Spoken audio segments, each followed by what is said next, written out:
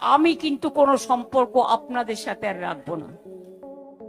আমি খুব সেন্টিমেন্টাল। আমি অনেক দিয়ে যখন আমাকে কেউ বেইমানি করে তখন কিন্তু আমার মনে দুঃখ লাগে। মমতার বাড়িতে একটি মিটিং এর আয়োজন করা হয়েছে, তবে সেই মিটিং এ দেব, কোয়েল, রচনা ব্যানার্জি সহ তারকা শিল্পী কোনো তারকাই উপস্থিত ছিলেন না। মমতা বন্দ্যোপাধ্যায়ের এই আমন্ত্রণ সব তারকাই এড়িয়ে গেছেন। আজ কালীঘাটের বৈঠকে বড় ঘোষণা করেন তৃণমূল নেত্রী মমতা বন্দ্যোপাধ্যায়। বলেন, যারা বেরিয়ে যাওয়ার তারা বেরিয়ে চলে যান, আমি কাউকে আটকাবো না, আমি নতুন করে দল গড়ব। অনেকে এখন রং বদলাচ্ছে, তারা চলে যাওয়াই ভালো, তারা অতি দ্রুত আমার দল থেকে চলে যান, বেরিয়ে যান। বিধানসভা নির্বাচনে তৃণমূলের ভরাডুবি পর্যালোচনা করতে মিটিং ডেকেছিলেন তৃণমূল নেত্রী মমতা বন্দ্যোপাধ্যায়। কালীঘাটে মমতা বন্দ্যোপাধ্যায়ের নিজ বাড়িতে এই বৈঠকের আয়োজন করা হয়, কিন্তু সেলিব্রিটি, সাংসদ ও পরাজিত সেলিব্রিটির প্রার্থীরা কেউ উপস্থিত ছিলেন না এই মিটিংয়ে। তারা সকলেই মমতা বন্দ্যোপাধ্যায়ের বাড়ি বয়কট করেছেন।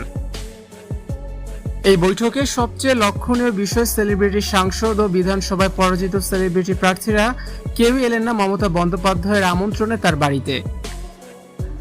সাংসদদের বৈঠকে দেখা গেল দেব, কোয়েল, রচনা ব্যানার্জি প্রত্যেকেই অনুপস্থিত।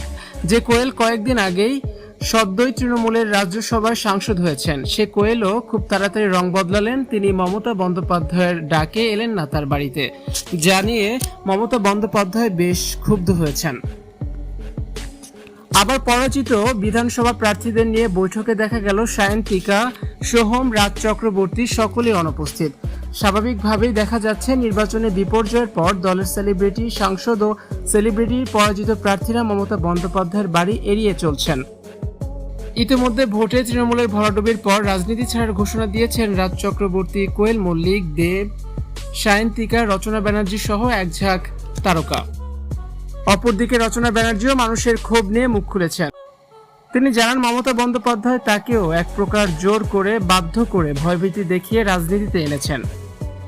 ভিউয়ার্স, এ বিষয়ে আপনাদের মতামত অবশ্যই কমেন্টস করে জানিয়ে দিন।